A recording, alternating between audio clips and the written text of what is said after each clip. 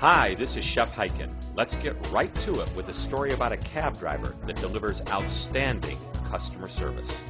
It was in Dallas, Texas, middle of the summer, 102 degrees, sweltering. And I just finished a program just like this. I walked out of the convention center dressed like this, had a couple of heavy suitcases, and I was in luck because up was pulling the taxi cab. Out jumps the driver. He comes around to take my bags. Let me describe to you what he looked like. Cut off shorts, a sleeveless shirt, messed up hair. Hadn't shaven in maybe a week.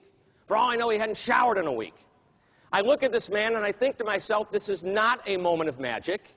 This is a moment of misery. Why?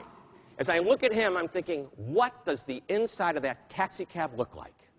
I mean, look at him. You know it's dirty and grimy in there. You know there's no air conditioning. It's probably broken. I'm going to get into this moving sauna, and 25 minutes later, I will be drenched in sweat. The suit will be wrinkled for the day, and about the time I actually get out of the cab, a little spring's going to pop through the vinyl seat and rip my pants.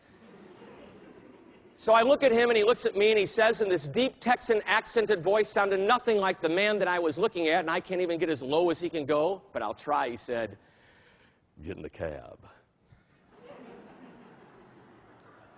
It's nice and cool inside the cab. I'll take care of the bags." And he smiled. It didn't look right. Sure didn't sound right. I look behind the cab to see if there's a ventriloquist. Well, I handed the gentleman my bags. I opened the door, and cool air hit me in the face. The air conditioners worked just fine. As a matter of fact, it was cold inside the cab. And as I got in, the cab was spotlessly clean, and sitting on the seat next to me were two newspapers, the local Dallas paper and a USA Today, and right in the middle where the hump is, there was a bucket with ice and two soft drinks. Couldn't believe it. I had to look back to make sure the guy was still putting the bags in the back of the cab. Eventually, he gets into the front seat, picks up a dish of candy, turns around, offers me a piece of candy, and that's when I remembered what Mom always said. Don't ever take candy from strangers. This was different. I took the candy, and I asked the guy, "Is this your cab, or are you, like, borrowing it for the day?"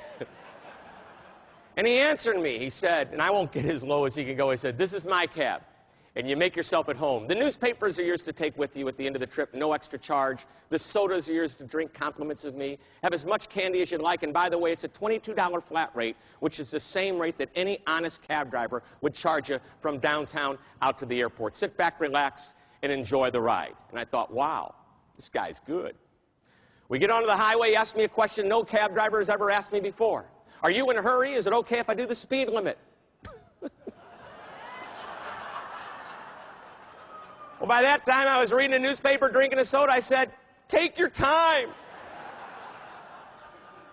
Then we start to talk to one another. He asked me questions like, "Where are you from? What do you do for a living?" We start to converse. And then he asked me if I'd ever seen the famous fountain at Las Colinas. I said, "I'm not sure." He said, and he described it to me. I said, "You know, I've seen a picture." He said, "Then you've got to see it in person." And he started to get excited. "It is right on the way to the airport. If you've got an extra few minutes, I would love to show you the fountain. Just to block off the highway, and I'm not going to charge any extra money. It's a $22 flat rate from downtown out to the airport. And it's not only the most beautiful fountain in the entire Dallas area, it may be the most beautiful fountain in the entire United States. Would you like to see the fountain?" I said, "Show me the fountain." I was getting excited. A mile or so later, he pulls off the highway, and there it is, the beautiful fountain. And he jumped out of the cab, and he pulled me out. He said, "Look at that. Is that the most beautiful fountain you've ever seen?" I'm thinking, you're strange, man. It's just a fountain. But for those that aren't familiar with it, larger than life-size statues of horses galloping across the water, and where their hooves are hitting the water, it's splashing up.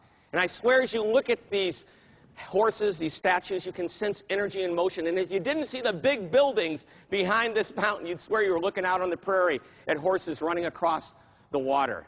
And he goes on and on about it. We're back in the cab. We're on our way back to the airport. And he asked me for a business card because he collects the cards of the people he works for. And we exchanged cards. And he said, "The next time you come back to Dallas, you call me. You let me know what time, what flight, what airline." He says, "I will be there. I won't charge you any extra money. It's a $22 flat rate. But I will treat you like a limousine driver. I will park the cab outside. I will walk inside. And when you go over to get your bags, I will be standing there with open arms, ready to help you out." He said, "Don't worry, you'll recognize me." So we get to the airport, it's $22, he gets a huge tip. And I love telling this story because it started out to be what? A moment of misery, very good, but it quickly turned into a moment of magic.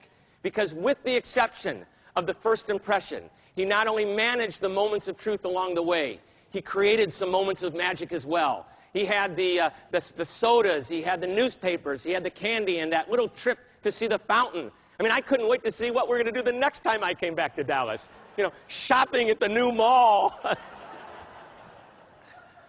I can go on and on about Frank, but I'm going to tell you that's not the best part of the story. Now, as Paul Harvey would say, here is the rest of the story. 4 days later, I'm in my office. I open up my mail, and there's a thank you note from my cab driver, Frank. Unbelievable. How often do we receive a thank you note from a cab driver? All right, at this point, go ahead and grab your Moments of Influence commitment sheet, and then take a few moments to ask yourself, which moments of influence will you commit to? Go ahead and hit pause on the video, jot down your answers, feel free to ask your trainer if you have any questions, and then hit play when you're ready to resume. Just like we said a few slides back, good is the enemy of great, and good enough seldom is. We must seek to be great at every moment and own our moments of influence. But being great isn't something that just happens. It takes daily discipline, it takes passion, it takes effort, but more than anything, it takes a willingness to dare to be great. Our deepest fear is not that we are inadequate. Our deepest fear is that we are powerful beyond measure. Beyond measure. I'm gonna show you how great I am. Last night I cut the light off in my bedroom, hit the switch, was in the bed before the room was dark. I'm gonna show you how great I am. Only last week I murdered a rock, injured a stone, hospitalized a brick. I'm so mean I make medicine sick. I'm gonna show you how great I am. This kid's gonna be the best kid in the world. This kid's gonna be somebody better than anybody ever knew. I'm gonna show you how great I am. I have wrestled with an alligator. I done tussled with a whale. I done handcuffed lightning, throw thunder in jail. I'm gonna show you how great I am. All of you chumps are gonna bow when I whoop him. All of you. I know you got him. I know you got him picked, but the man's in trouble. I'm gonna show you how great I am.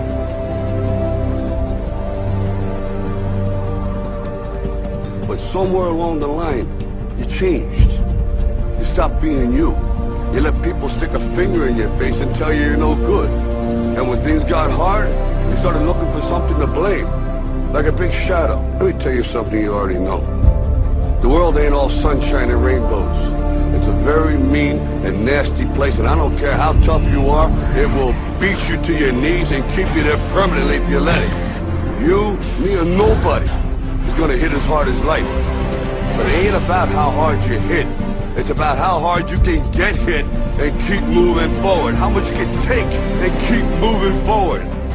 That's how winning is done. Because if you're willing to go through all the battling you gotta go through to get to where you want to get, who's got the right to stop you? I mean, maybe some of you guys got something you never finished, something you really want to do, something you never said to somebody, something. And you're told no, even after you pay your dues. Who's got the right to tell you that? Who? Nobody. It's your right to listen to your gut. It ain't nobody's right to say no after you earn the right to be where you want to be and do what you want to do.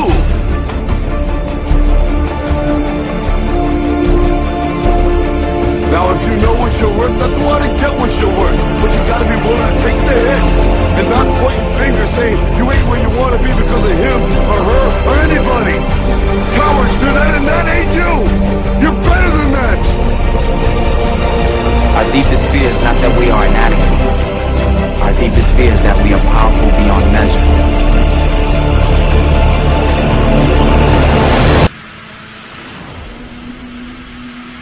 It is our light, not our darkness, that most frightens us. Playing small does not serve the world. There is nothing enlightened about shrinking so that other people won't feel insecure around you. We were all meant to shine as children. It's not just in some of us, it's in everyone. And as we let our own light shine, we unconsciously give other people permission to do the same, as we are liberated from our own fear. Our deepest fear is that we are powerful beyond measure. All you chumps are gonna bow when I whoop him. All of you. I know you got him. I know you got him picked. But the man's in trouble. I'm gonna show you how great I am.